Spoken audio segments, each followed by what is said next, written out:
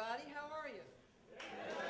Yeah, we're just getting started with the stories. I have a different fight story for you. You know, all fights are not the same.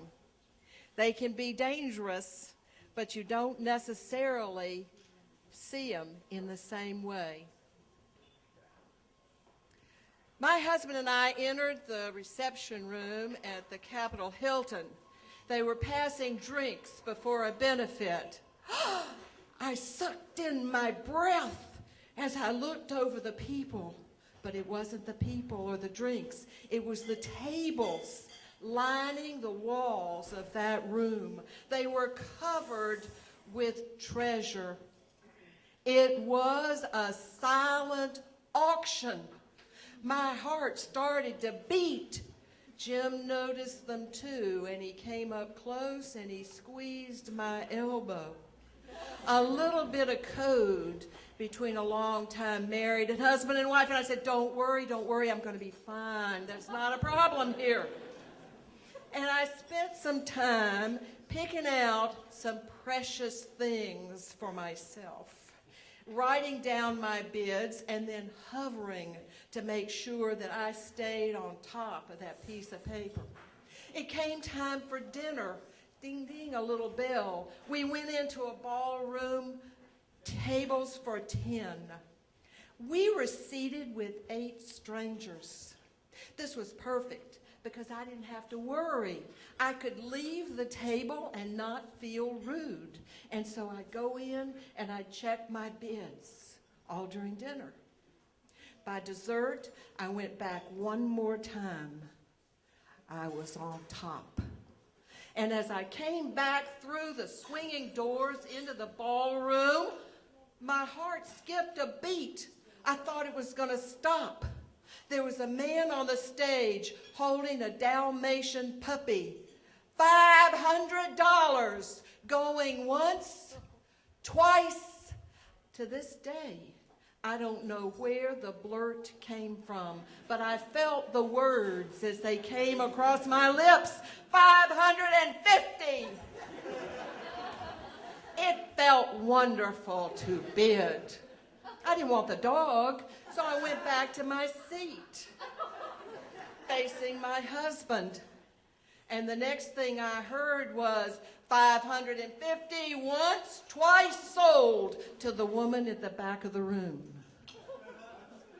All eyes turned to Jim, whose face had drained of blood.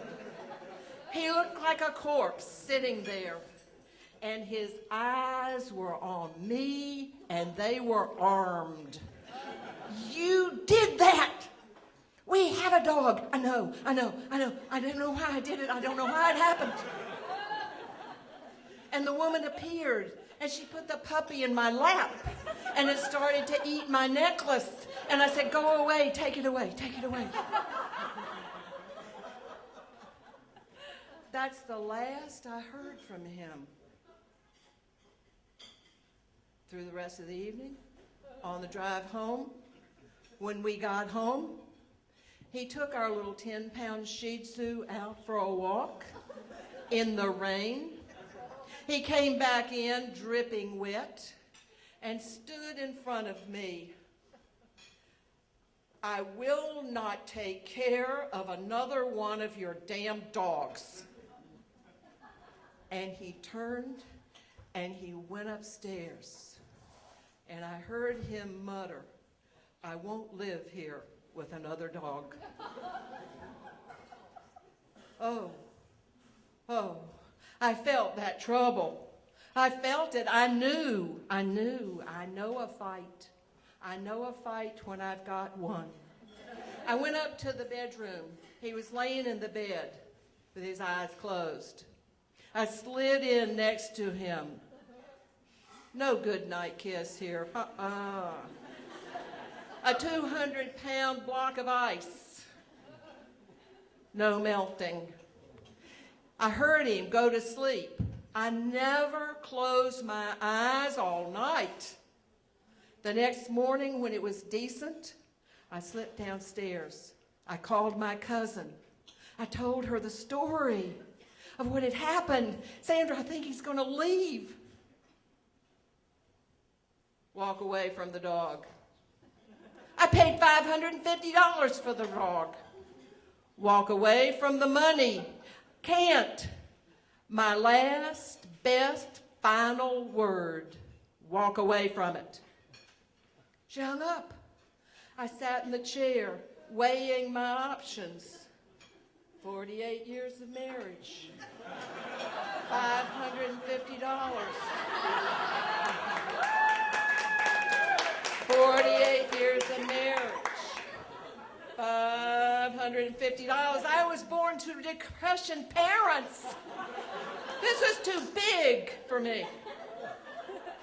I went upstairs. He was still in the bed. That was good.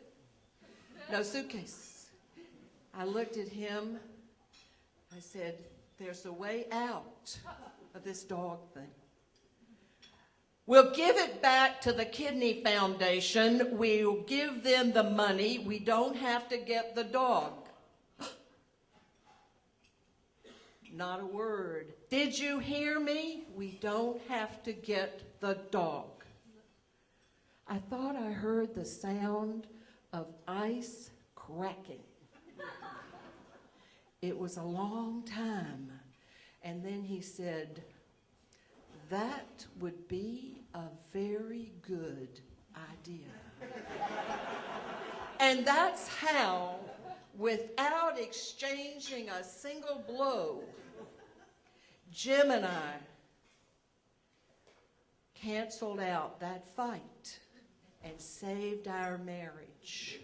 And I gave up gambling.